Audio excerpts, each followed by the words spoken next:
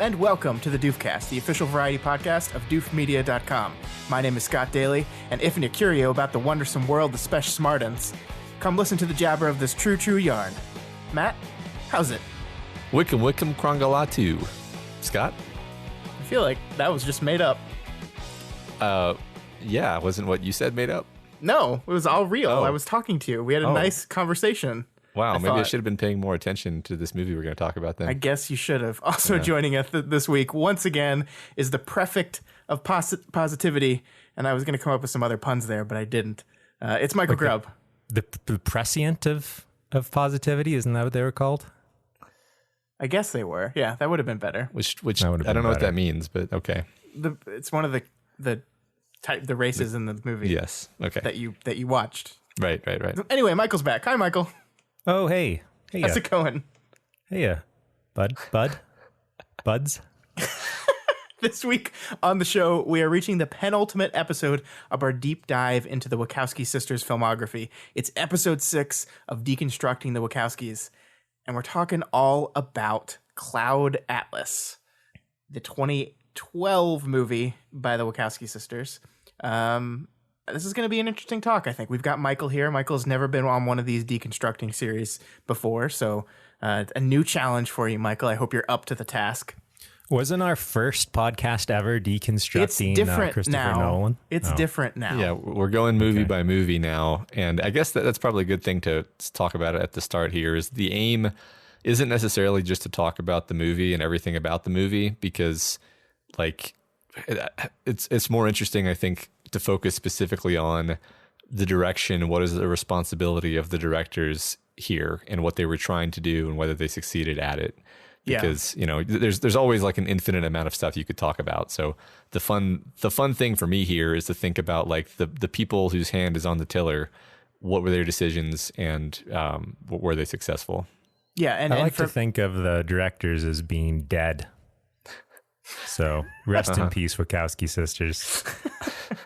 Well, that's going to make this a very challenging episode, Michael. No, one of the other things we like to do in these type of episodes, though, is kind of not just talk about the movie, but talk about as it relates to their entire work.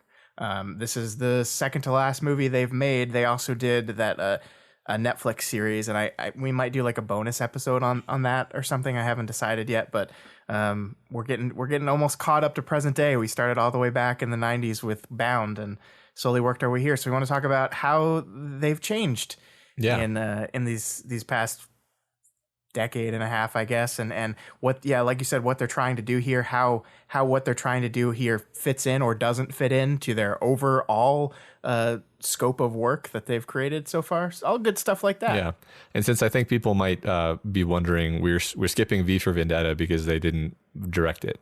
Correct. So, and that's the point here, is to talk about them as directors. Yeah.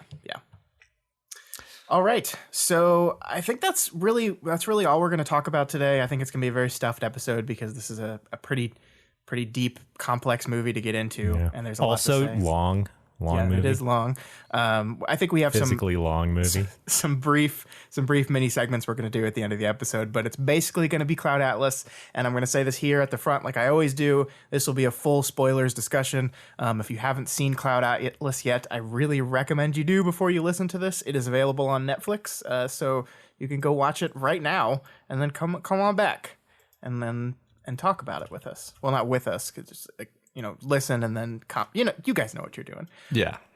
All right, let's get into it. Let's talk about Cloud Atlas.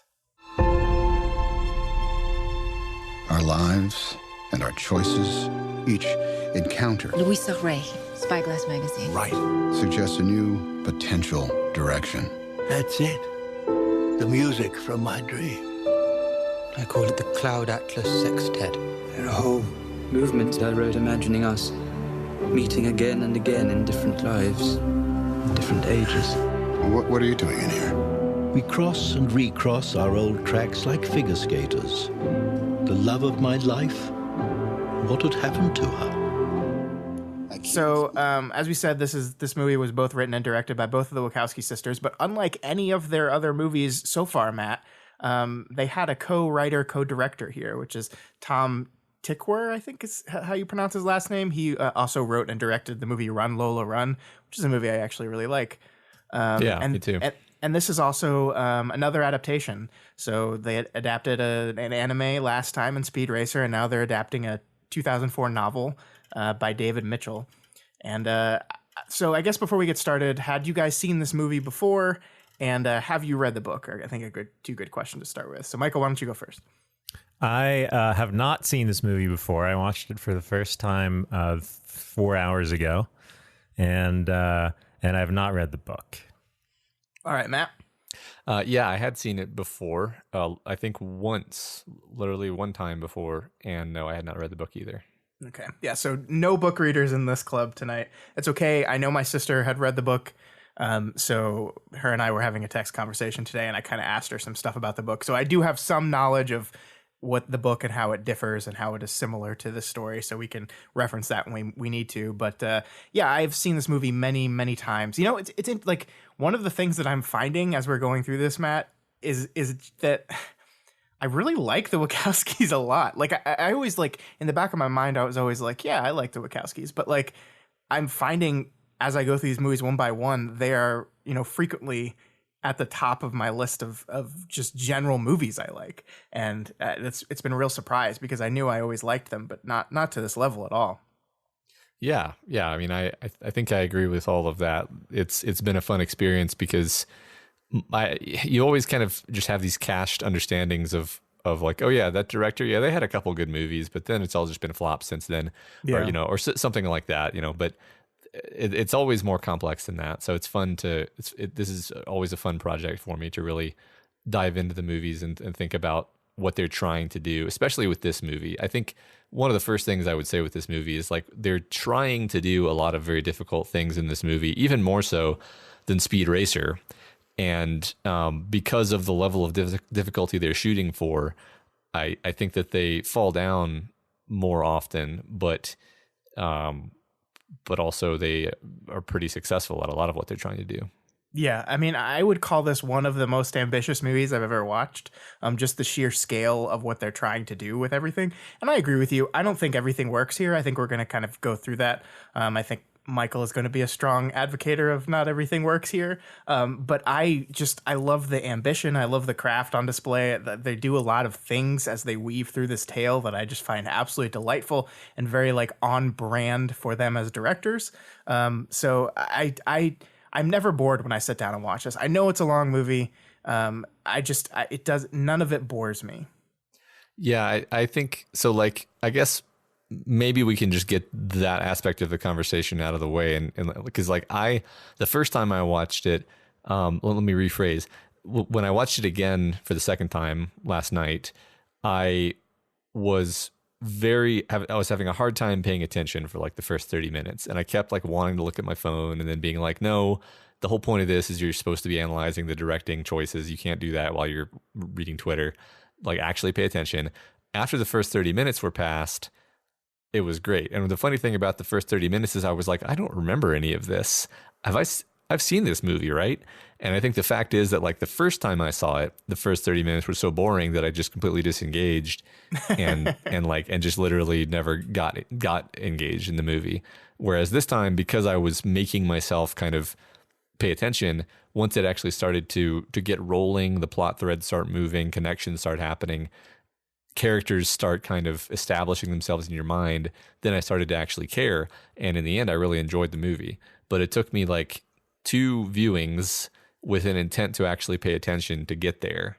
So that like, for me, that's my number one, like, man, that first 30 minutes is my problem with the movie, honestly. Yeah, I think that's fair. Michael, you've been a little quiet. What is your overall thoughts? Yeah, it reminded me of Peter Jackson's King Kong. Oh, that's in a lot of ways. Mostly because of the runtime. So it was long. It was long. Yeah, I mean, I kind of agreed with Matt. I think some of the first 30 minutes were good, important setups of individual storylines. But my overall feeling was like certain storylines had too much fluff in them, and some of them I think could have just removed altogether. Then it wouldn't be a sextet. I know, but that's the other thing is that like it's all like it's a sextet. The composition, the musical composition was a sextet, but the musical composition is not really a running theme. It could have been a 5-tet, whatever that is. Why 6-tet? Yeah, well, I mean, so the idea, right? Just to say it out loud, I think everyone gets it. But the idea is that like the whole movie is basically like a symphony in that you have these different threads that are individual. They're individual threads, but they're all playing with the same themes, just like a piece of music. You're hearing the same themes echoed between the different pieces, and you're even like things like the letters or the piece of music or the broadcast from the replicant woman. They're all things that are actually plot elements that echo between the pieces of the story. But unlike almost any other movie you've ever seen, the plot threads really don't depend on each other in a plot sense.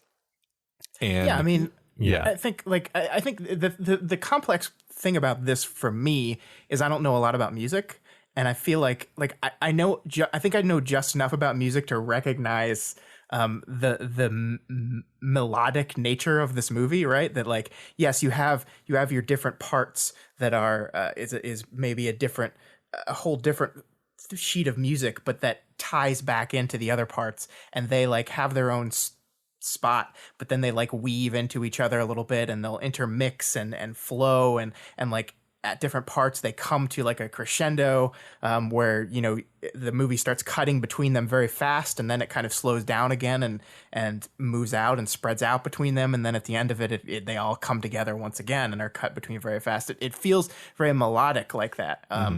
And I mean, that's really ambitious. Right. And a lot of it does work. That's the thing is like, it doesn't seem like it should work, right? Like if I've got Lord of the Rings and Silence of the Lambs and I start playing one of them and then stop it and play the other one and then stop it and play the other one, intercutting between them, you're just going to be like, what the fuck? But like, that's not what this is, obviously. Like, yes, they are different stories, but they are hitting like similar feeling plot moments. And well, one specific thing they do is one of the 6 storylines is doing a narration that's like a grandiose like philosophy narration, and then they cut to all the storylines and show something in the story that's kind of working on that idea. Right. Yeah, that's true. But I just feel like 6 was too many. I feel like the rule of 3 would have been good here, and that some of them just I talked to Scott while I was watching it with a bunch of comments that I think really annoyed him. So I was giving him my real time feedback, but I really enjoyed Timothy Cavendish, who was like the guy from the modern era, who was a book publisher, and his was like the comic relief line, I guess. Yeah. But it really, like, it wasn't really that interesting of a story overall. It was kind of like a humorous tale, but it's like if it got cut from the movie, it wouldn't have taken anything away from the movie. It's interesting because if I was going to cut one, it might actually be the post-apocalypse one. I guess the most. I agree with that too. The most forward in the future, because it just had a lot of weird elements in it where I was like, why is there like demonic Hugo Weaving? Is he going crazy? And like, that's not really explained. Right. And like, yeah, I guess in a sense, this is the culmination of the things that are being set in motion in the replicant story. So I get why, I get why there needs to be something here, but, right. I 100% agree with you. That was the weakest storyline, but it was at least like kind of connected, I guess, to their grand narrative. Although I don't really think their grand narrative was actually a very strong part of the movie. So, well, I don't know if it has a grand narrative. Like I other than thematically, which is the idea of interconnectivity and, future and past and everything intertwining together and our choices rippling out in both directions, in all directions simultaneously. Like, that's the thematic meaning of the story. But I like, I mean, like, I guess I get what you guys are saying in that, like, well, they shouldn't have had 6. We should cut them. I mean, I think a sextet is a very specific movement of music. It's like that's why it was done this way. And I mean, like, yeah, like I think it's just a musical composition with 6 instruments, right? I don't know. There's 6. Let's look up sextet. Let's do that. Sextet is a group of 6 people playing music or singing together. So like I mean, I know a quartet is 4. So yeah, it's a composition for 6 instruments. So they're weaving in and out. I guess you could view the different stories as different instruments, and then what's being passed between them is the themes, which would be the same exact word you would use in a musical composition too. Yeah, but like a piano sextet, I think is like a widely like loved like formation of music. Like you have one guy on the piano and 5 other instruments supporting the piano, which was what the Cloud Atlas is. But I mean, like here's my thing is like I think it's absolutely true. You could cut every single one of these stories from the movie if you wanted to. But I think what it's doing, like, it's not that it requires there to be 6 stories in it. It's just that it's like just telling these 6 stories and then showing how they weave together. Yeah. So like, I mean, like why does a musical, like why does a group of musical performers have to have 6 people in them? Like why do we need that many instruments in the composition? Mm-hmm. Because that's the art we're trying to make. That's the melody we're trying to produce. My argument in a movie would be if you have too many primary characters, then you get stretched thin and you're never really like with any of them. So the way I would frame this conversation is the Wachowskis certainly know everything that we're saying. Like they know, they know that you can't make a movie that has 6 separate plot lines. That doesn't make any sense. The plot lines don't connect to each other plot wise. What? Who would try that? Well, like that's the thing. Like they're obviously really good storytellers, so they're trying to do it anyway. And like they probably had the conversation where they're like, yeah, we need to cut some of these, and then they were like, no, let's do all 6. That's the challenge.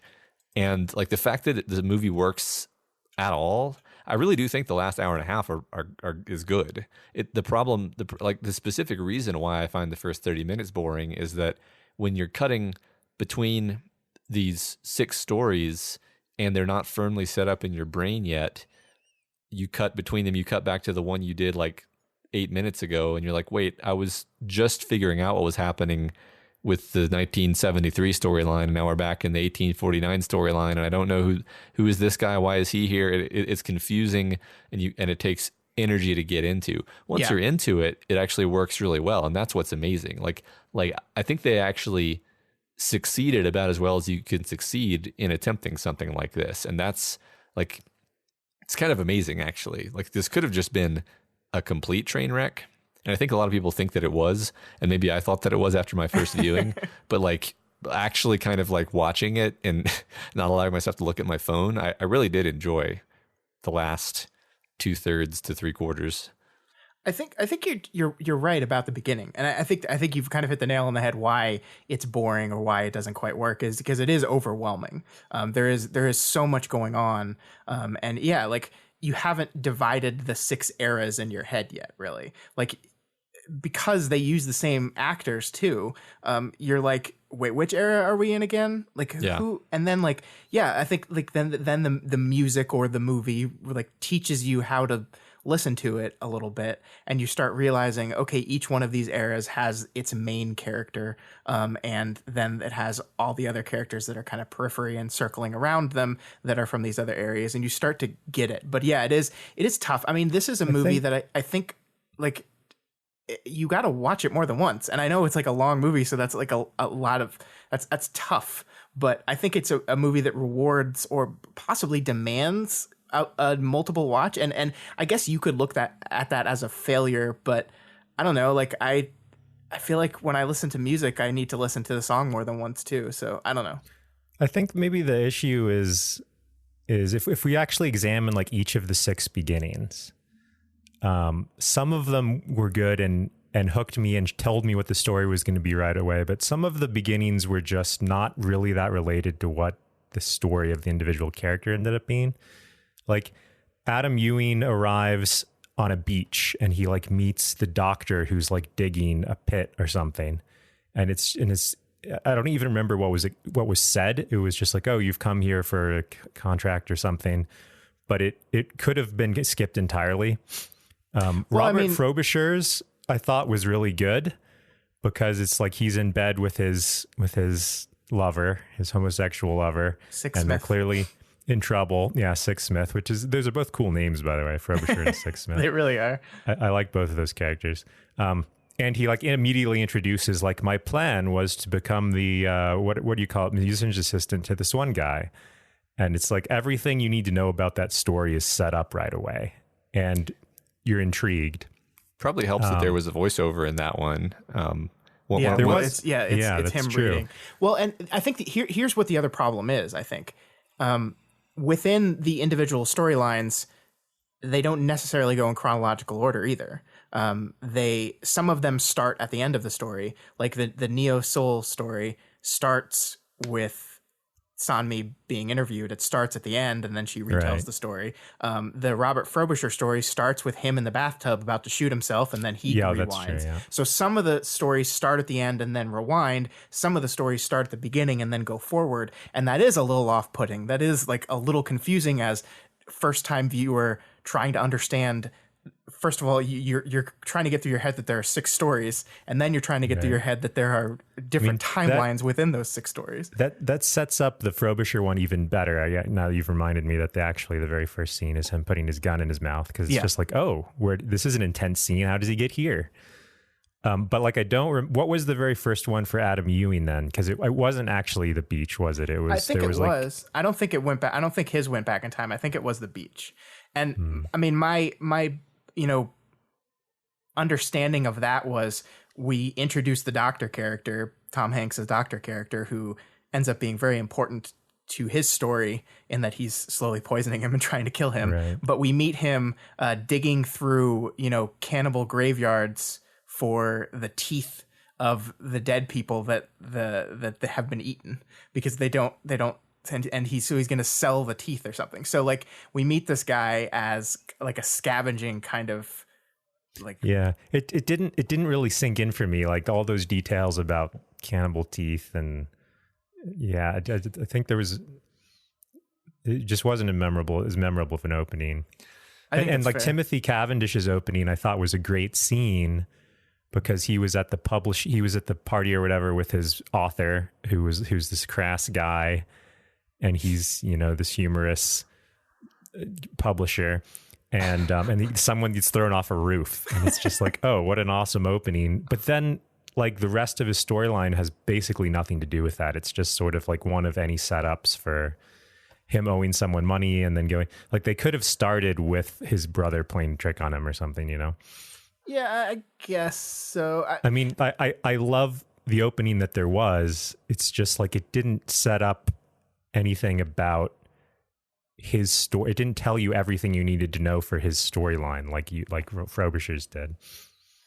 Yeah, I think I agree with that, and basically, just to return to what I said originally, this is such a hard thing to do in the first place, and most of the difficulty is actually in how do you introduce these 6 different plot lines. Right. Not only 6 different plot lines, but if you're going into this cold, which I didn't even have that problem on this viewing. If you're going into this cold, you're like, wait a minute, why is Tom Hanks playing 6 characters? Right. Like you're processing many other things at the same time. And like I was also I'm still not sure there isn't something to this, but I was like, okay, Tom Hanks is evil in this plot line, but he's the hero in this plot line, and he's exploitative but not fully evil in this plot line. Like, is there a pattern?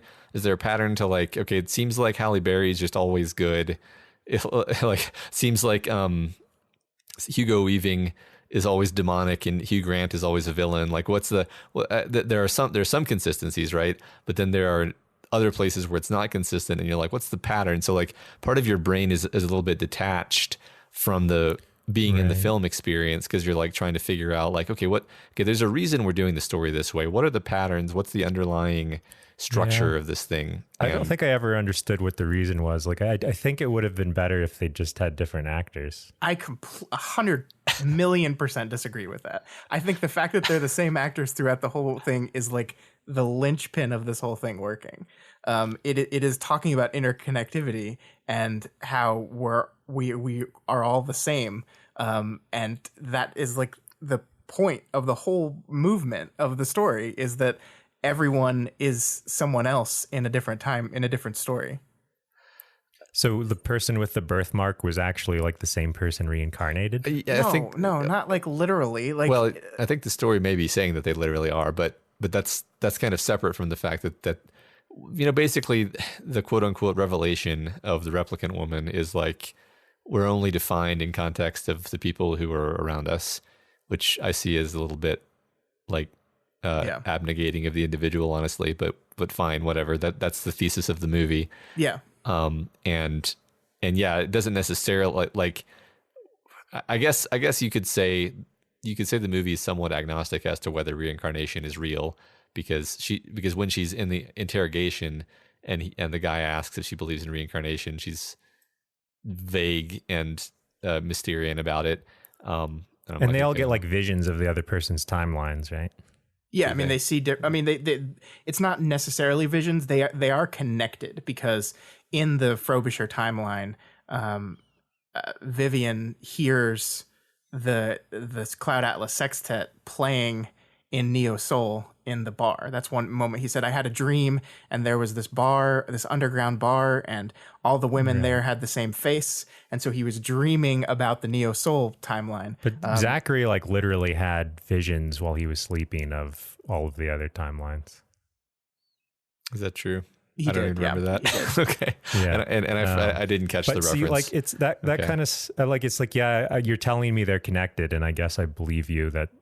I mean, yeah, clearly that was the intent, but I guess it just didn't it didn't really seem like they were that. Like, I love movies where different storylines weave into each other nicely. And I know that they were all in the same timeline, so they couldn't like actually weave in together, but with more causes and effects and more direct thematic overlap, I think it would have been a stronger, like, oh, that's a cool thing. Whereas instead, I was more like, wow, that character has such a thick plaster of makeup on that I don't even buy them as a real creature. Yeah, can we talk about the makeup? Because it's not like, part of me is like, well, that's not really a director thing. But part of me is like, actually, as the director, that kind of has to be a decision to be like, we're going to literally change the races of some of our characters with makeup.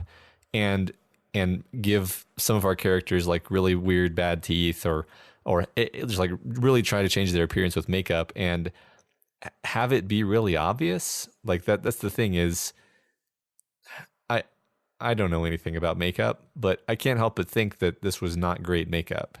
Like, am I wrong? Like Tom Hanks and some of these characters, you're just like, oh my God. Yeah, it's bothered me too, but I think it was done on purpose, because it's like, all right, we need to make them look like new characters, but also it has to be bad enough that you still realize it's Tom Hanks so that people understand what we're doing. Yeah, I mean, the intent is absolutely that you recognize who they are in each one. So I think that was an intentional choice to leave that clear, even if they're putting Jim Sturgis in Korean looking makeup. Yeah.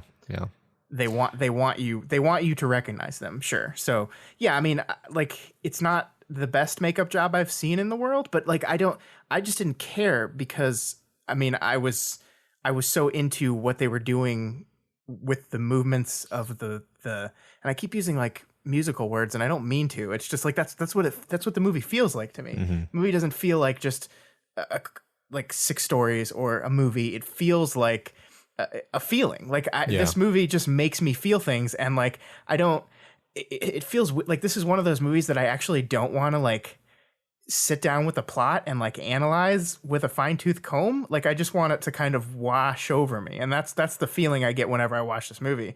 And the thing that I love about it is because of the weird way it's structured, like I see this movie on TV all the time, and I just sit down and watch it wherever it's on, because you don't need to be at the beginning of this movie. You don't need to be like, to me, any point in this movie after you've seen it the first time is an entry point. Yeah. It's interesting to think of it that way, because I'm definitely engaging it in a very analytical way. And even now, like, as I'm looking at this list of characters, I'm like performing exactly that kind of like analytic breakdown of like, all right, if this is a musical theme, then like the Halle Berry theme is like the triumphant fighting against adversity theme, and the Hugo Weaving theme is the antagonist who just wants to tear everything down and destroy theme, and the Tom Hanks theme is actually something that varies, because he's one of the characters who is something wildly different in every story, and there's not even a direction to it. It's not like he starts out the worst. It is the case that in the Pacific Island storyline he's like the villain, and in the far future storyline he's like the hero. But in the middle he kind of is ambiguous. He's more ambiguous in all four of the middle ones. And so it's like there's transformation over time for that theme. It changes from one thing to another. So I'm finding patterns when I look for patterns, but then I think maybe, I don't know if this is your point necessarily, but like there's something to be said for being like, maybe you don't need to think that hard about it, and you can just kind of let this experience happen and enjoy the intricacy of what it's doing, and be surprised when it does something interesting. Yeah, kind of. I mean, I don't want to like tell people not to think about a movie. I think there's a lot to think about and kind of break down on this movie. And I actually think one of the benefits of it kind of being a little confusing is to like encourage like a movie watch, like conversation where you sit down with your family and are like, okay, so what was that? What did you think that meant? What was that about? And the fact that, you know, there's not a clear answer there, and it's just something that is very personal to you, I don't know, makes it feel more music-y to me as well. Mm-hmm. Yeah. So I guess other than talking about kind of the plot and how it all fits together, just from a directing point of view, I think one of the things that makes the movie work really well to me is the fact that it's just beautiful and like fun to watch. Like all of the action is classic Wachowski's action. Yeah. I think the action was the worst part though. Like the Neo Soul storyline was kind of like an action story with all the like gunfights and so forth, and like the hero captain guy. I mean, I think that might have been the most sterile plot line, and thus you don't care so much about the action that's happening. I'll agree with that, but I thought the action itself was actually fun, well done action. Yeah, I thought it was. I mean, like, we haven't watched Jupiter Ascending yet, and that's a complex movie, but I think a lot of the action in that is kind of well done, and I think this matches that. I think I agree. Like the thing that's amazing to me is that there is action. There are different things. There are different action beats going on in just about every one of these stories, and they are all kind of tonally unique. Like, it's one thing to just say, okay, here's action scene, let's go to action scene filmmaking, but it doesn't. In Neo Soul, it's a very like specific, not Matrixy, but close kind of action filmmaking. I mean, like in the Timothy Cavendish one in the present day London, there's action beats in that one, but it's a very comedic kind of tone, and the camera reflects the hilariousness of it. Yeah, there's the gunfight with the San Francisco one. Yeah, and that's very like gritty. It feels like, gritty 70s. I mean, it takes place in the 70s, so it should, but it feels like French Connection kind of 70s chasing and gunfighting. I mean, it's like I talk about, the Beatles' White Album, where they just made this album that is just like, we can do every genre of music because we think we're great, and here's us doing it. And they did it. And that's what this kind of feels like. That to me, this kind of feels like the Wachowskis' White Album is like, look at these we're going to just play in all these different genres and prove to you that we can make movies in them. Mm-hmm. And yeah, no, I love that. They pulled it off. That's great. I think that's like the perfect thing to say about this movie, actually, because, and I hadn't even really consciously realized until you pointed out, but yeah, they're not only is each of these storylines very different in terms of plot and tone, but they're sort of almost different genres. Like we have a high seas voyage with treachery, and they're gonna shoot the guy if he doesn't do the mainsail right or whatever, and then we have sci-fi action, and we have so the fact that they all six of these work as the genre they're aiming for, I think is the fantastic part. Yeah, and I think a lot of it to me is the structural part of it, like the decision of where to blend them and when to blend them. One of the things I asked my sister about, or my sister told me rather, about the book was that the structure is very different. The plot line, at least, is rather close across these six stories, but the structure is very different. In the book, it basically goes story 1, 2, 3, 4, 5, 6. And then it goes 5, 4, 3, 2, 1. So it does half of each story at the beginning. It does all of the Big Isle story in the middle, and then it goes backwards to conclude the next 5 until it ends at the end of the Pacific Islands one is the end of the book. And while I think that structure works in a novel, and actually there's disagreements about whether it does. One of the things my sister said, her big complaint about it was that you just get going in the story and then it cuts off. And like, if it's your first story of the book, the Pacific Islands one, you're not going to come back to that for 400 pages. So that was frustrating to her. And like, she found that like until right before she jumped into that, the coming back to the story, she had to go back and read the first half again. And so I think that, but it can work in a novel format. I don't think that would work at all in a visual format. And so their choice was instead, okay, we've got to weave these together, and we've got to do it in a way in which it succeeds. It like, we want it to be kind of jarring because we're jumping between tones, but we don't want it to be like completely jarring. The fact that a Timothy Cavendish comedy, like almost slapstick comedy in some places, can exist in the same movie as like a pretty like deep, like romantic drama between Frobisher. I mean, Frobisher's is like the romance one, and they can weave in between them and have that work. I think that's good directing to me. Mm-hmm. Yeah. I agree. Yeah, that's again, it's kind of amazing that it works at all. Just to go back to what we were saying about the action, like I was thinking about just the action, and I'm like, I think I like the action in this movie better than either of the Matrix sequels. Like yeah. in terms of the just how it looks for one thing, but also like I think I care more about the action in this movie than I cared about the action in the Matrix sequels, and that's saying something because the Neo Soul plot line is actually pretty sterile. It is, but yeah, that's pretty cool. I wonder. Guess, I mean, like maybe. The big when we talked about both those Matrix sequels, the big problem we had with them kind of was that it was no longer constrained, right? They just could like do everything. And here, I think that this project is so ambitious that they don't have the leeway to do that. That maybe we saw some of that, Matrix 1 filmmaking where they were pretty limited by budget and time and technology and what they could pull off. Yeah, I think there was an understanding that like. Okay, so it's the movie's 2 hours more or less, divided into, It's 3 hours. Is it 3 hours? Yeah, it's 2 hours and 50 minutes. Interesting. See, you didn't even realize how long it was. That's how much you were liking it. Yeah, I'm just confused because I was like, okay, well, I'll sort that out later. So 3 hours, meaning each of the plot lines has roughly half an hour of screen time, right? Yeah. So if you know each storyline has roughly half an hour of screen time, you really can't afford to be indulgent with anything that doesn't serve a purpose and pay for itself narratively.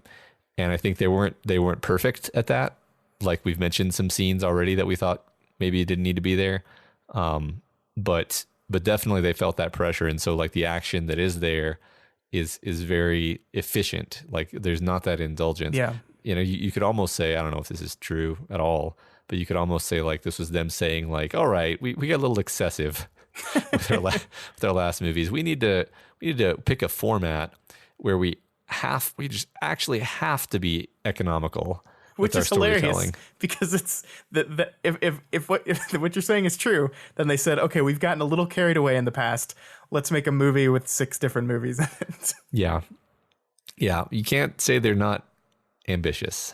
Yeah, I mean that's one of the things I wanted to talk about, and maybe now's a good time.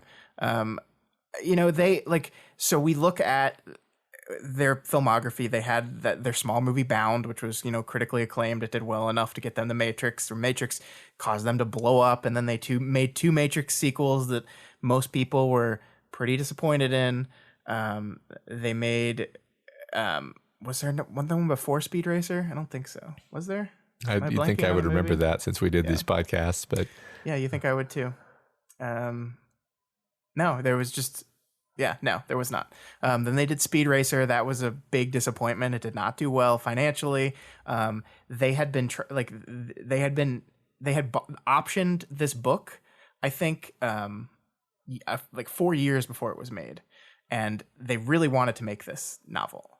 They really liked it, and they just struggled with it, and they couldn't find a studio to do it because Even with them, even with the clout that they had, it's tough to sell studios on this, and ended up being independently financed. They got just a bunch of different financiers together and used some of their own money to bring it over the line. But it's just I'm not gonna I don't know if confidence is a word, but the audacity to enter into a project like this blows my mind. I couldn't imagine sitting down with this story and saying, okay, where do we start? Right. We've done a lot of deconstructing directors shows even before this current thrust where we're breaking it down movie by movie. And we have noted this pattern where a director will knock something out of the park with their first movie. And usually the first movie, the one that knocks it out of the park, is a very narratively kind of conservative movie. Right. You might say what you're saying, The Matrix is conservative. I'm well, yeah, The Matrix is a perfect hero's journey. That it is actually conservative.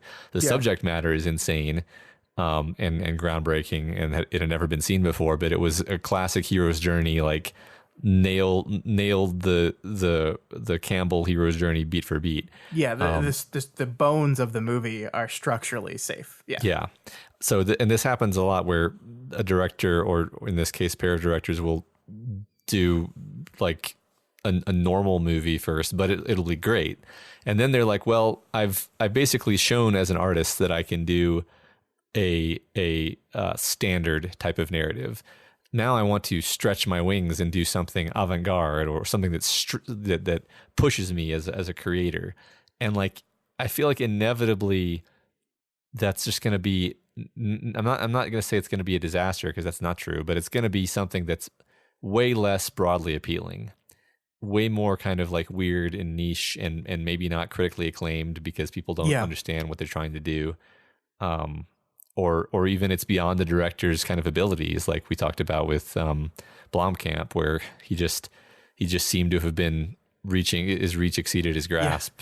Yeah, you rise to your level of incompetence, right? You get to you go up and up until you reach the level of I can't do this anymore. Yeah, and I'm not ready to say that that's where the Wachowskis are, because I think this movie does work, but this is certainly an example of them being we're so ridiculously successful that it's actually boring. Again, I'm severely putting words in their mouths, but it's actually boring for us to just do typical kinds of movies, and then you end up with something like this.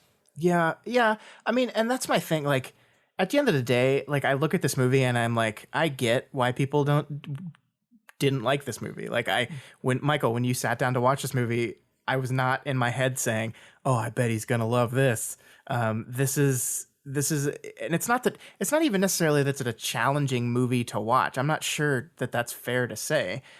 It's just different, and it's trying to do certain things, and it's not as concerned with other things, and that doesn't always work for people. Matt, we have a book that we're going to be talking about tomorrow that is doing that in a different way, and it didn't work for me very well. And but this did. This for me, like, was just a joy to watch, a joy to kind of think about, a joy to experience. And I get that that's not, like, people go to movies for different things. People want different things out of their films. I totally get that. But this seems to me like, out of all their movies, and they've made a lot of movies that I really, really love. Like I said, Speed Racer is one of my favorite movies of all time. But out of all their movies, this to me feels like most like the movie that they wanted to make, if that makes sense. Yeah. I mean, so one thing I guess we've talked about previously in other, iterations of this is, like, what are the themes that we see resonating between their works? And this is certainly a movie where you can absolutely see the themes of not only the Matrix movies, Bound, even V for Vendetta, even Speed Racer to a degree. I mean, these themes of people who are in a place where they are either conflicted about their identity, or society is at odds with their identity, and their struggle is basically to take hold of that identity. And in some cases it ends very tragically, with the replicant woman, and not Six Myth, the other one. Which other one? Frobisher. It ends very tragically, and they basically sort of are, well, the replicant is basically a martyr. Frobisher is more just like a completely tragic figure where you can't even really say, like, anything was earned by his death. He finished his sextet, though. But, like, no one knows what it is. Yeah, right. It's just, like, entirely tragic. And I mean, I guess the consequence of the sextet is positive as it resonates to the other stories, but that's very kind of abstract. Yeah, I mean, I think you're absolutely right that like, if you dive into, like, I mean, we've been talking about, like, the overarching themes of this movie, but within each of these individual stories, there is always kind of an out of society person, like someone who is looked down upon or treated differently within the culture of their time period, and it's them either embracing that identity, and good or bad things happen, or the people around them embracing or learning about their identity. I mean, the first one is dealing with slavery, and they become abolitionists.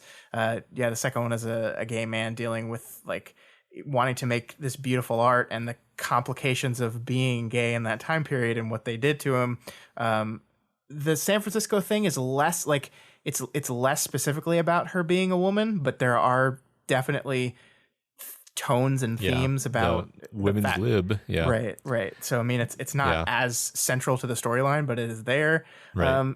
Cavendish, he's an old man. Yeah. So, like, it's kind of a little thing about how we like treat our elderly, and just and then obviously, like, Sanmi is the clearest one in that, like, her as an artificial person, she's representative of a lot of different groups, but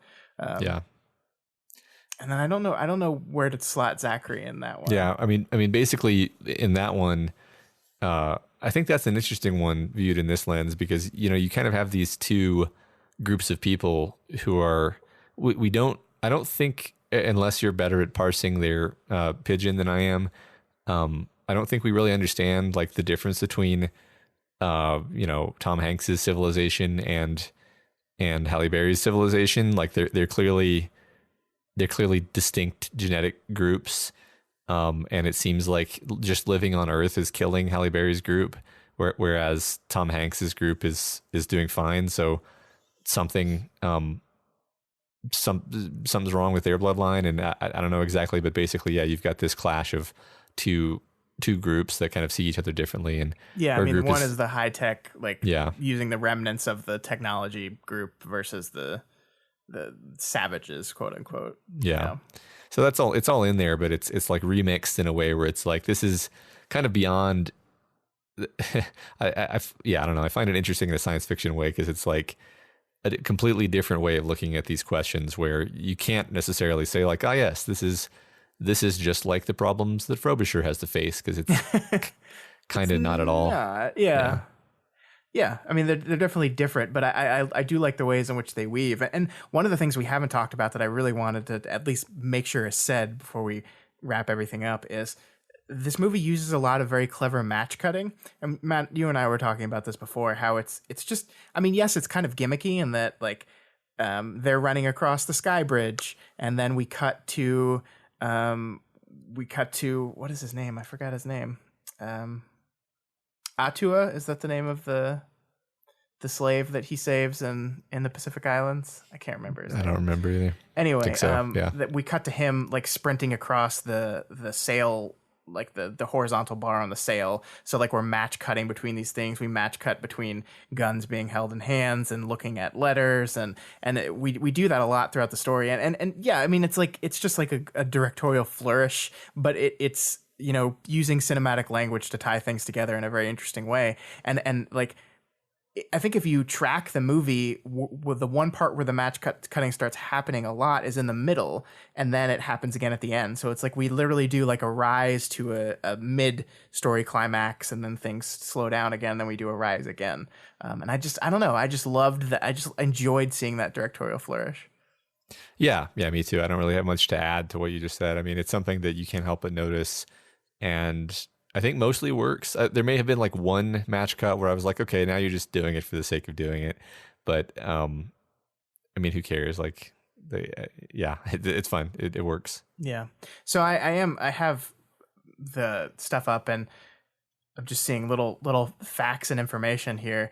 The female character in the last one, the female character played by Halle Berry in Neo Soul, which is Ovid, which is a very small role, was originally supposed to be played by Tom Hanks, and then they switched it at the last minute because the directors felt that Ovid was more of a logical part of the journey of the soul played by Halle Berry.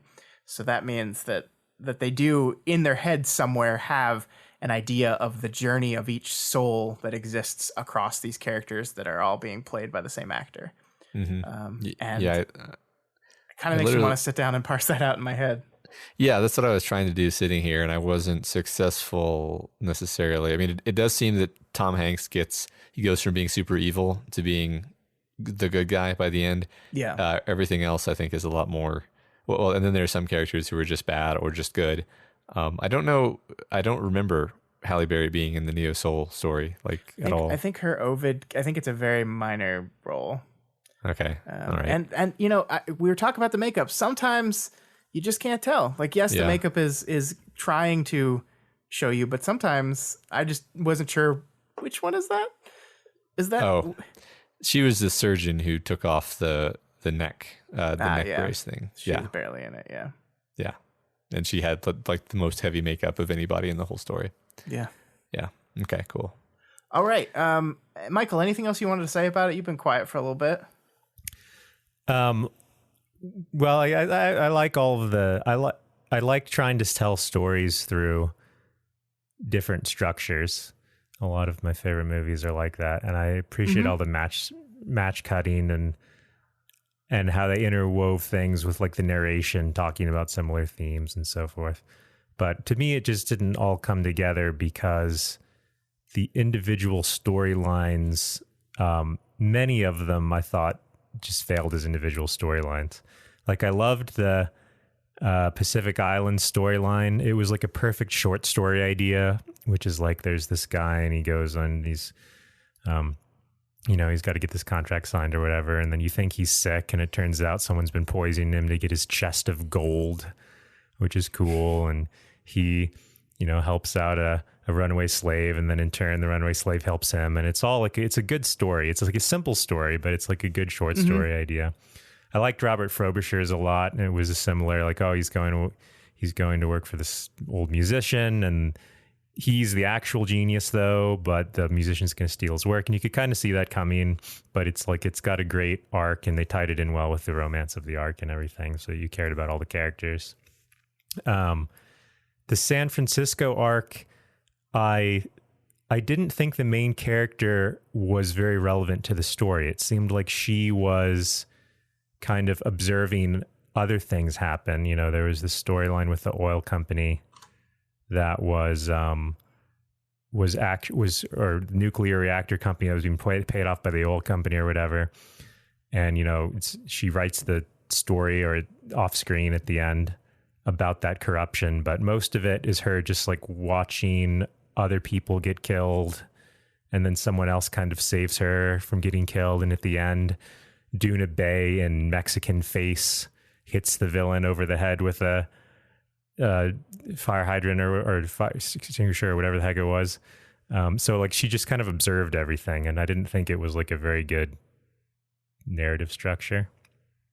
And I had similar complaints. I liked a lot of elements of Timothy Cavendish's, and I thought it was funny, but I didn't feel like it was a very cohesive story. And I thought the two future ones were just complete disasters as stories. So, while we're complaining, I did not think that the far future pidgin English language worked. I didn't like it the first time I saw this movie. I was trying to pay more attention this time and try to figure out what they were saying. And it's like, what I think honestly is when you see it written on the page, I'll bet that you can just parse it and just be like, oh yeah, okay, I get it. When you're hearing it spoken, you're like, wait a minute, wait, I'm like 3 words behind what you're saying. No, okay, I lost the thread of everything you just said, and now the other person's talking. And now I'm basically just trying to pick up what's happening from like the context and facial expressions. Right. And I don't think that was intentional. I really don't. I don't think the Wachowskis were trying to be like, let's make them guess what is being said. Yeah. Like, no, it was just a mistake. I think it was a mistake too. I think it was probably something that was in the book. Like you said, it makes more sense on a written page. But also, it was definitely in the book. Yeah. I think like Tom Hanks and Halle Berry are both really good actors in general, but I don't think they did well in those roles in this movie in particular. Like it didn't sound like they'd fully like understood whatever the speech was themselves, and it just felt like they were reading forced weird language. You know what I mean? Yeah, I know what you mean. I don't agree. I mean I think I enjoyed Hanks's Zachary out of any of the characters he played in this story, from performance wise. Yeah, I thought it had the most pathos. His was it probably did have the most pathos. His other characters were pretty. Well, they were fairly small roles, actually, except for the doctor. But Tom Hanks really messed me up in all the storylines because I always saw him as Tom Hanks. Like he always had like a bit of that like Southern-y Tom Hanks dialect that he kind of plays up in Forrest Gump. But for me, like the best actor across all the storylines was Jim Broadbent, the guy who played Cavendish. Oh, I love him. He's like just one of the best character actors ever. He can come into any role and just yeah. Well, he had 2 main roles, and one was as the old composer, and one was as the funny publisher, and they were both completely different. Like I didn't even realize it was the same guy. Yeah, and I mean, he's why I wouldn't, even though the Timothy Cavendish storyline is like a farce almost. I would never want to cut it out because it's like I get like 80% of the joy of the movie from that storyline. Yeah. I'm interested in what you guys were saying about the final one, though. I guess I agree with you that the dialect like was confusing, but I guess I never felt like I needed to understand every word to understand what was going on. I mean, it reminded me of watching Shakespeare sometimes. Like when I watch Shakespeare, I don't pick up every single word that they're saying. It's just a very different kind of way of speaking, but I pick up enough to be able to follow the beats of the play. And that's kind of what I felt like watching Big Isle stuff. The biggest problem with the Big Isle stuff wasn't the dialect, which was off-putting, but it was just the fact that this, like, it's like, what is the story? I mean, it opens with a cool scene of him watching his, I think, brother and nephew get killed by the whatever warrior people. Yeah, and he doesn't help. And he hides. And it's like, oh, that's a great intro to a character because there's that character's like flaw that they have to, and thing they have to live with, right? But they also like show you the weird, evil old George guy or whatever the character's name was. And but that goes nowhere, like Matt said earlier. It's like, how does that go nowhere? The old George guy, like what was he? in like He as a symbol. As their religious system, he's the devil on his shoulder trying to talk him into killing Halle Berry's character. So that was like the religious person for everyone in his group? Because I didn't get that. I thought it was like a person he hallucinated.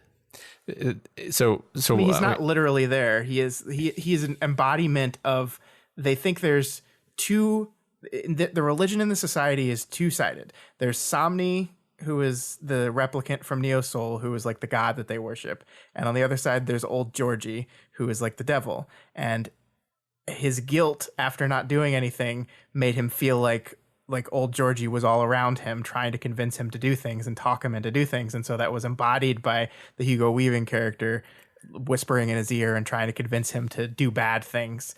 And he is able to overcome that by not killing her.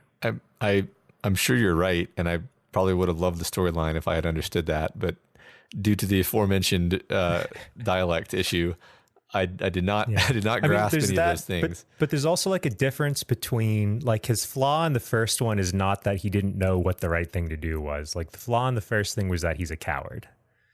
And then like the thing that he stops doing later is like the guy is like, stab her with the knife and kill her. And that's not the same thing as being a coward. It's like, it doesn't feel like it would be hard. It's like, that's not the same thing that he's struggling with, right? Yeah, I guess. see what you mean. Yeah, I mean, well, see, I don't even. I guess it's just muddy overall to me, honestly. Like, out of all the stories, this one's the one where I can't actually tell you what the character beats are, because even you saying he's a coward, I want to be like, yeah, but there were like 5 guys on horseback with weapons, and he has like a fishing knife or whatever. Like, right. He's not going to change the outcome. He's just going to die too. So he's not even really being a coward. He's just surviving, and it's sad and it sucks. So like, how is that? Well, to me, how is like, that creating a character conflict? Yeah, I mean, to me, like the way it's framed, it's like he regrets not saving his brother, or the nephew at least, or something, because the brother is like screaming his name the whole time, and he's just like, yeah. You know. I don't think I agree with that. I don't think the frame is the movie says you're a coward. I think the frame is Zachary is beating himself up over failing to act, failing to save someone, and he's blaming himself, and he's like this. The scene we see after that, he's sitting by himself, watching over the goats, and like the people in the village are worried about him.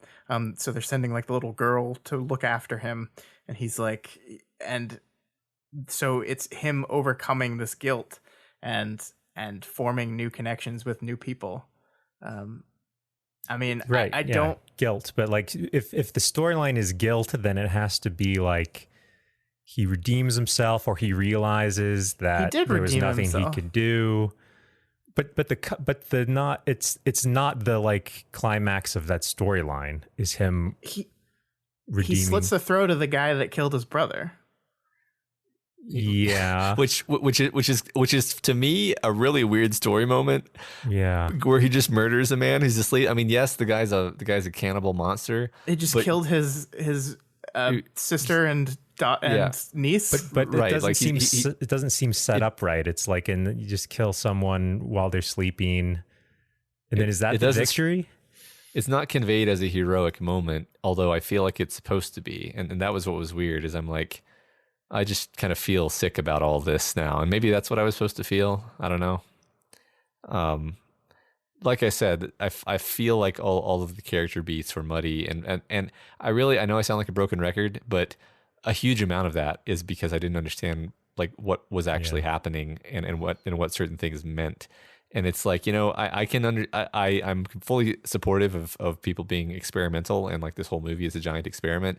I think they could have done without the experiment of having 1/6 of the movie be unintelligible to me. I don't know. Maybe my TV speakers aren't very good or something. I know they're not actually. So maybe if you listen to this on a good TV, it actually sounds better. But yeah, I will completely agree that it is not a necessary part of the movie. That everything that they were trying to do in this movie would have worked just as well if every single one of those people spoke normal English. That's totally true. It just didn't bother me as much as I didn't have as hard of a time following it as I guess you guys did. Did you have a similar feeling about the 70s story, Matt? Like that it was hard, like what was her character arc? I felt like the main character was just observing things happen. Well, I mean, it's less obvious than the others, and I think it's less impactful than the others, but her arc has to do with her wanting to live up to her father's legacy and being driven to like do risky things basically because she's like, what would dad do here? And and in the end, you know, there's not much of a struggle to it. I'll say that. Like it's not like there's moments where she, you know, like the change that I would make to that story just off the cuff is like have her actually like walk away from the story out of fear. Right. And then like some bad consequence happens that drives her to come back to it, or maybe just of her own like bravery. Because from the very first scene in the elevator, she says she's willing to go to prison for a story. Yeah. Right. And she doesn't make a lot of active decisions. It's just like, oh, I'm pursuing this story about the nuclear place because this is what I was assigned. And then she kind of stumbles into the one guy who just ends up like telling her all the conspiracy stuff without her really asking even. Yeah, I mean, to me, the moment that she got home to her apartment and after almost drowning in her car was her giving up on the story. And then that man comes into her life and like pushes her forward again. So, I mean, I guess I agree she's not as active as some of the other characters are. I mean, but she's still making choices and doing, I mean, like, I think it's a very impactful story where each and every time someone comes forward about the truth of this thing, we see them murdered horribly. And then like she finally gets to, the person who at the end is like the daughter, I think the daughter of Frobisher, right? Or not Frobisher, the daughter of Sixsmith, that actually finally has the stuff. And yeah, I mean, like the thing is like she has to be successful because she's got to live up to her father's name. And at the end of the story, she manages to do that. Yeah. So. I guess I don't feel like she has an arc in the sense that she doesn't actually change. She starts out as a hard-nosed reporter who doesn't take no shit, and she ends up as exactly the same thing. That's not like, and therefore the story is broken. That's just Well, it's just and also like everything that happens isn't through her pursuing this story like with aggression. Like the guy shows up at her apartment who's like, yeah, this is what's happening. And then he comes up with the plan to use her as bait to kill the other guy. And then they both run, and then a random Mexican woman kills the guy at the end. And then it's all completely safe for her to publish the story. And it's not implied that there's any more threat. And there isn't any more threat because nothing happens to her.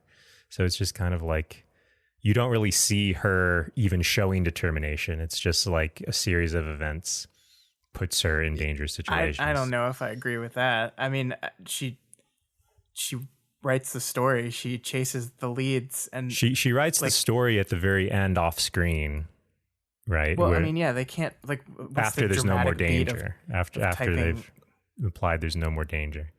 Well, there's no more danger because one of the assassins they hired is dead. Right. Well, because she's just talking with her nephew like in a house later. It's not like she had to go into witness protection or anything. Well, I mean, once the story's broken, the damage is done. So can we? Did maybe I didn't hear something that was said, but like I don't see what her arc is still. Like even if she did take risks, I don't see where the like Adam Ewing's character, like he starts out as this guy who's kind of like basically henpecked and has no ego and will just do whatever he's told and like has no opinions and like aggressively is like, yeah, well, whatever, the races are not equal and I'm not going to argue with you because I'm scared. And then he ends by becoming an abolitionist and having this huge change of heart. And so that's like the biggest example in the book for me, or in the movie for me, is like of someone having an arc where there's just like an obviously different person at the beginning than the end. And everyone has different degrees of that. I mean, you could argue that Somni has like an equally dramatic one. Although the fact that it's told in a framing story makes it feel a little bit different. I don't know. I don't see it. I agree that she doesn't undergo large change, but I mean, I don't think an arc always necessarily has to be character is a completely different person by the end of it. Sure. I think like the arc of the story is her struggling to accomplish her goal, and she does at the end. Yeah, she writes the article. I guess I just think it's an interesting observation that like if the Louisa Ray San Francisco news reporter storyline had been expanded into like a full movie with everything that comes with that, I might actually like that movie. But because it's being juxtaposed with like other different kinds of stories, it feels less powerful relative to those. Yeah. And so like I think that might be, this isn't meant as like I'm really not trying to just like rag on this one storyline. I'm just saying like, I think this is a consequence. This is one of the things that happens when you do this very bold experiment of winding together 6 different things, is that some of those things just kind of don't go together. And at least for me, maybe, I mean, it seems like a lot of these things work for you where they either left me cold or confused. And maybe it's also that you've seen it more times than me and like have like you've put together your mental model of the story better than me. I think that's entirely possible. I mean, it's definitely not my favorite story of this story. But I mean, I think I like it. I like Tom Hanks's speech in this one is one of my favorite parts of the movie, where he was talking about one day my life was going one direction, and today it's going the next. And it's like I think it is true that like Louisa's choices aren't made as like explicitly choices, like that like each time she is contacted by another person who has these secrets, like she is choosing to go forward with the story. And the story does not like define those as clear like choices to go forward, but they're there. And I think Tom Hanks's character to choose to help her for some weird connection with her is a really anchoring point of that whole thing. And it's really sad when his plane blows up.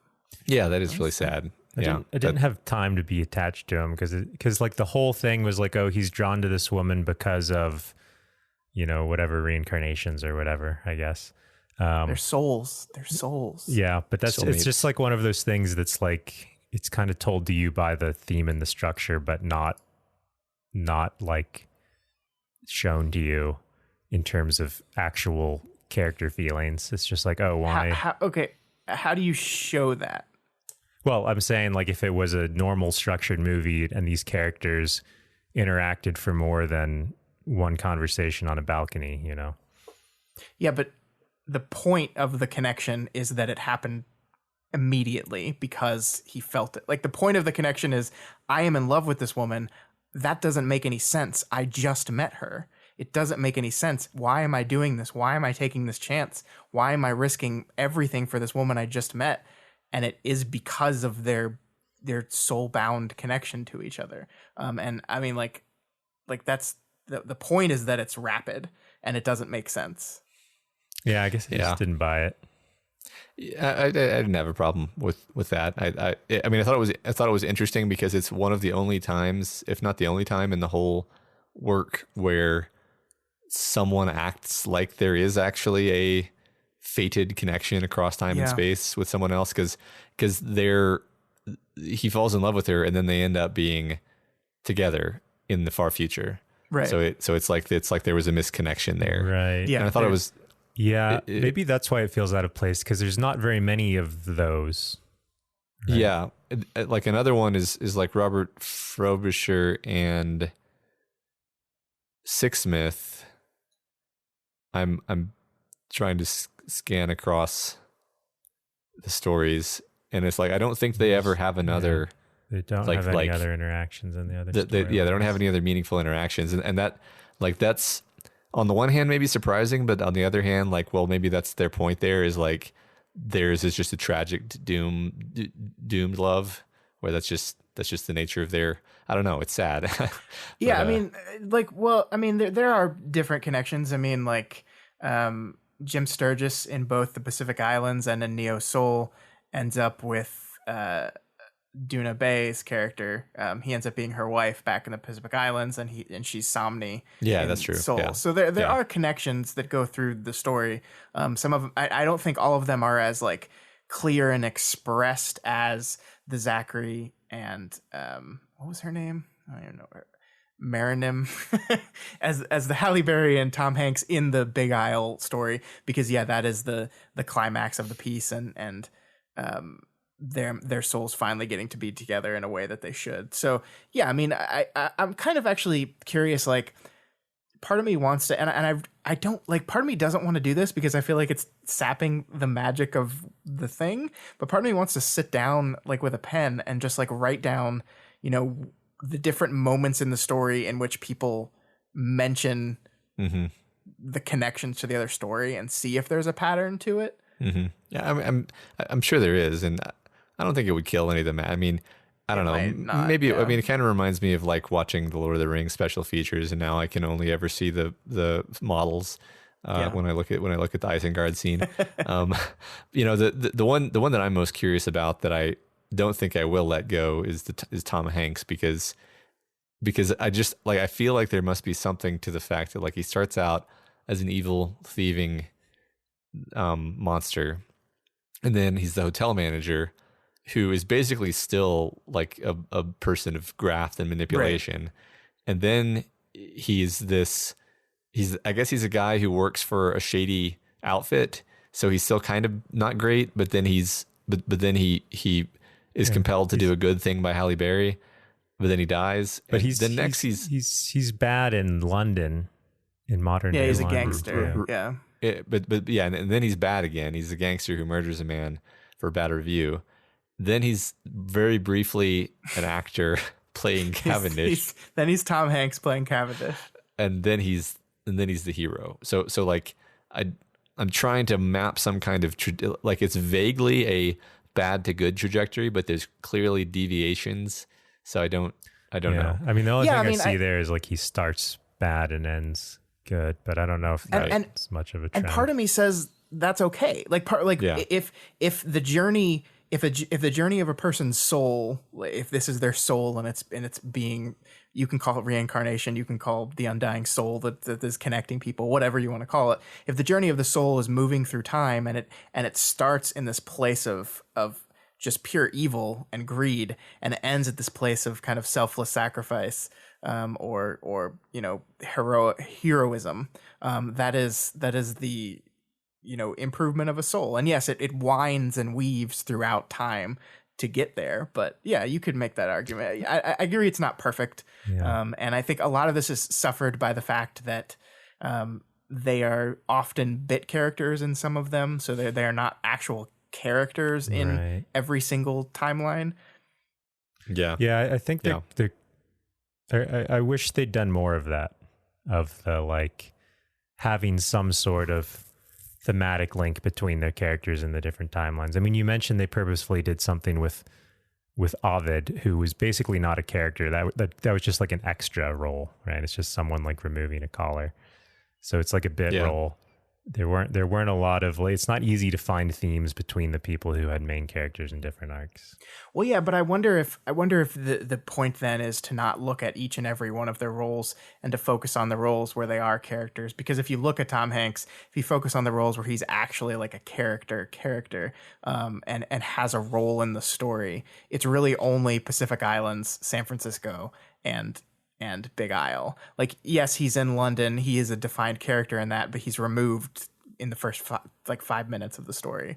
So and the transition of that is starts off bad, makes a choice in the middle to try to redeem himself, and then by the end of the movie he's good. But it seems like if you're going to put him in super thick makeup and make him Dermot Haggins, like I feel like there should be more of a reason, because it seemed like more of a gimmick. It's like, we need to make sure Tom Hanks is somewhere in every storyline.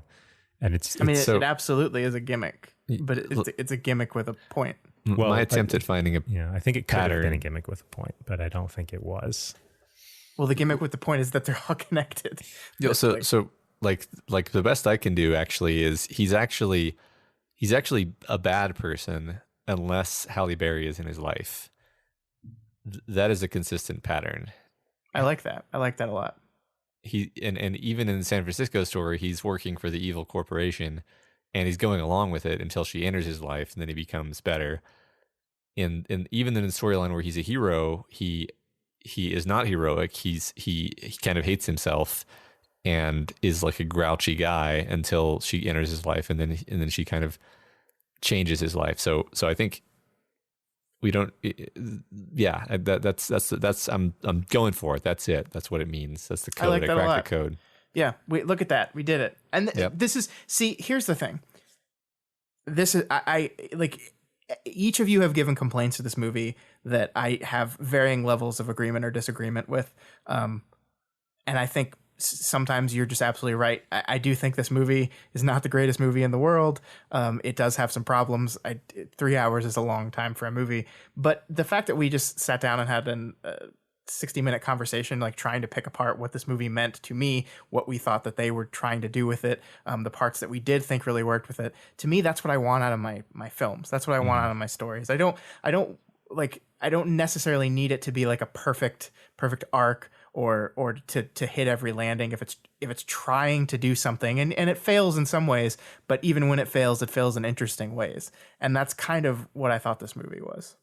I agree. I mean, I'm not annoyed that this movie was made. Like, I'm happy that they experimented with this structure. Yeah. And from like an artist perspective, it's like, yeah, it's cool. I'm glad they did it. But yeah, my only point is like, I don't think it.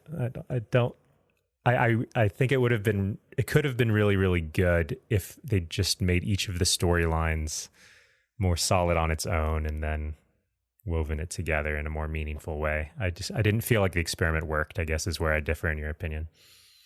Okay. Yeah, that's fine. All right. Anything else? We've been going on. This is a long one, so. Yeah, I think this is a great conversation, though. I throughout this conversation, I've kind of been like, are we really talking about them as directors here? And I think the answer is yes, because this is such a weird movie that, like, them as directors and I guess they wrote the screenplay too, or they were part of it. Like, clearly all of the stuff we're talking about was based on their decisions. So yeah. Well, and one of the big things is, I mean, you look at the story and you look at them as directors and you go, of course they read this book and then said, we have to make the movie of this. Like, like from everything you and I have been talking over for the past 2 months since we started doing this, it just, of course they read this and said, we've got to do something with this. Like, it so aligns with the type of stories they like to tell, the type of characters they like to explore, the type of challenges they want to place on themselves.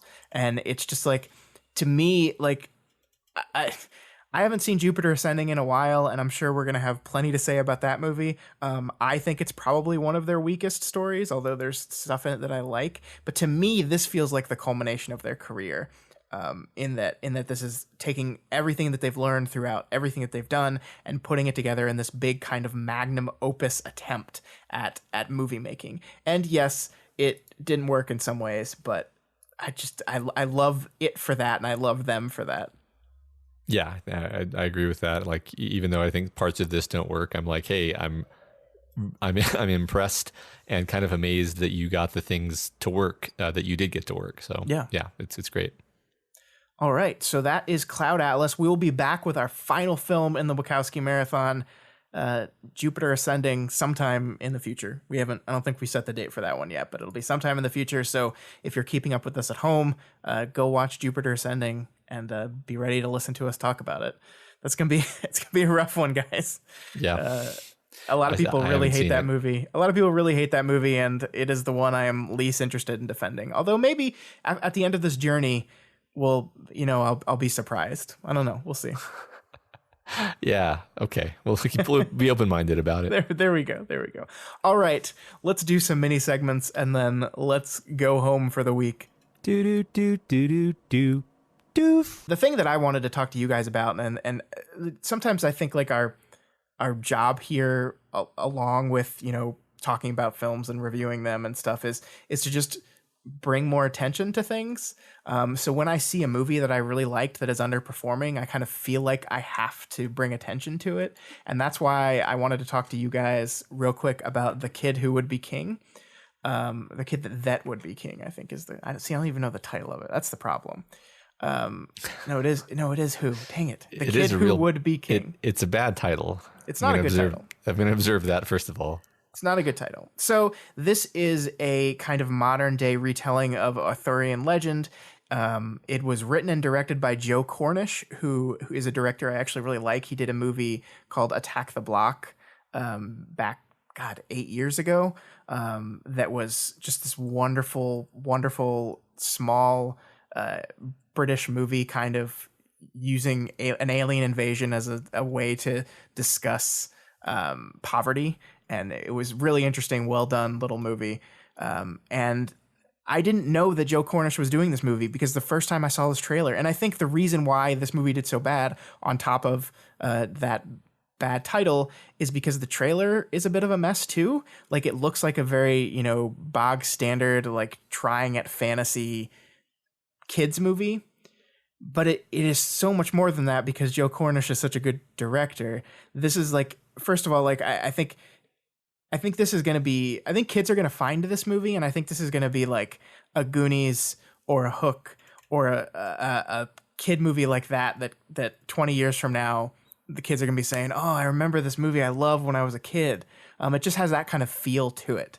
And it's also a movie that's doing a lot. It's talking about a lot of things. It's a movie that's kind of dealing with the kind of post-Brexit vote era that's going on in the United Kingdom right now, and what that means for them as a country and a people, and what you, a kid living in this time, can do about it. How you can be, the best version of yourself and help save your part of the world. And also, it's kind of a reframing of Arthurian myth in the lens of The Last Jedi that kind of argues that you just lost me. That argues that you don't have to be a chosen one. Like you don't have to be chosen to do something great. You can do it anyway. And I think that's something that's a trend that we're seeing in a lot of stories, especially stories focused at children these days. And I think it's a good one. And so it's a movie that deserves to be seen. And it's much better than it looks. It's much better than it's expected. It is very much a movie for kids. There are some hokey comedy beats and action beats that just like don't work for me as an adult. But I so appreciated what Cornish was trying to do here, and I wish more people will see this movie. I really do. Cool. Well, maybe I'll take my kids. I think they would like it. There's always like, as an adult, I think you look at movies and you're like, ooh, is that going to be too scary for kids? But sometimes I think like kids like are so good at like self-inserting that they feel like that they're on the adventure. So they're not really like scared. They're just like part of the adventure and having a fun time, even if it's like, oh, there's skeletons riding on horses that are on fire. Yeah, I don't know. Having kids and remembering my childhood pretty well, I think if something can scare you, then that's like good in a way. Yeah. Like I don't know. It just means it made you feel something, and that's true. I can't think of any things that scared me when I was a kid where I was like, nah, that's not true. I can think of one thing that I probably wish I hadn't seen, which is Critters when I was like 3 or something. But that was probably just too young to see Critters. Yeah, maybe. All right, so that is The Kid Who Would Be King. It is playing in theaters right now. If you have kids, take your kids to see it. If you don't have kids, you might still really like it. I just want people to give this movie a shot. Cool. All right, Michael, did you have something you wanted to talk about? I did, yes. Go ahead, Michael. What? Recently encountered one of the greatest works of art in the last probably 8 years or so, at least. And I want to preface this with some artistic expression by Ryan Gosling, who's an actor you may or may not be familiar You're really with. Burying the lead here, Michael. Of course, of Drive fame. Now, yes. The thing about Ryan Gosling is, at one point, I thought he was the greatest actor who ever lived. And that point was while I was watching the movie Drive. And since then, I've thought maybe I'd overrated him and he didn't deserve this title. But then I saw this art piece. What is it, Michael? Just say what it is. The art piece is called Papyrus. And it was featured on television on a show called Saturday Night Live. And it is truly, I don't know why he didn't get the Academy Award in 2016 when this came out. Yeah, I don't think it's eligible for best short film. Let me. Don't they have a short film category? Let me check. As an SNL sketch, ever won the Academy Award? Right. Yeah, that's kind of a cheap out. But anyway, if you haven't seen it, you should see it because it's brilliant, and it's already impacted the way that I live my life. And it's like it's about 3 minutes long, so it really won't take too much out of your day. You get in, you laugh, you get out. Unlike Cloud Atlas, which was 3 hours long, and some would argue has really less to say than the Papyrus sketch. So, well, certainly the acting is not on par with Ryan Gosling, so we can all agree to that. Yeah, definitely. You won't find any idiot speak in this movie. So, I mean, I think, do you guys watch SNL at all anymore? No. I never watch it live. Every once in a while, YouTube will recommend that I watch one of their skits. And is that how you found this? That's how I found this. Yeah, I don't remember exactly what chain of links led me to it, but there's like a few sketches that I think are really funny. But yeah, a lot of them, they're kind of like obsessed with politics and so forth. And now it's not really that funny. Yeah, I mean, they always were. They always were, you're right. But like, I don't want to be reminded of. Yeah, that is fair. Yeah, yeah. I don't watch SNL. I used to record it every night and then watch it Sunday morning. Like when I got up, I would just turn on SNL while I was getting ready. I don't do that anymore. And there's so funny. The other funniest sketch in the last 5 years was, I mentioned this to you earlier too, Matt Damon's sketch about Weezer and whether only Weezer's first 2 albums are good or all of their albums are good, because this is a conversation I've had before. Yeah. Is that a pre-recorded bit too? See, like if that's a pre-recorded bit, like I think we're noticing a trend. Oh, it's not? It's not. Yeah. It's a live one. Yeah. The pre-recorded one, it is what made Papyrus so good, is because it was like directed. Right. Yeah. But the Weezer bit is over 4 minutes long, so you really gotta settle in for that one. You gotta get yourself ready. Get some snacks. All right, is that it, Michael? Are you done with your little bit? Bit? Yeah. Yeah, I'm done. Okay. Well, that is all we had for you guys this week. If you have any opinions on anything we talked about, let us know what you thought about Cloud Atlas. Go see The Kid Who Would Be King, and then watch the Papyrus sketch. He just selected the text and did the drop-down menu and selected Papyrus. That's all he did. It wasn't enough. I'm done. All right. Well, if you have any opinions on that tirade, you can reach out to us via email at doofmedia@gmail.com or over on our Twitter account @doofmedia. Yeah, and if you're not already subscribed to this podcast, we encourage you to do so and ensure you never miss an episode. You can find us on iTunes, Stitcher, YouTube, Google Play, and pretty much anywhere else podcasts can be found. And you can find all the other shows we do over at doofmedia.com. And if you like what we do here and want to support us, consider becoming a patron of Doof Media. Head on over to patreon.com/doofmedia and donate $1 a month or whatever else you can afford to help keep ensuring we get to see great movies like Cloud Atlas and keep making new content. Thanks for all of you guys that support us. We really do appreciate it. Yeah. And also please consider rating and reviewing us on Apple Podcasts. Every review helps us get more exposure and introduces new people to the content that we make here. All right, guys, we'll see you all next week. I just realized I don't think we've settled on a show topic for next week yet, but we'll do something. Yeah, and it'll be good. Great. It wasn't enough!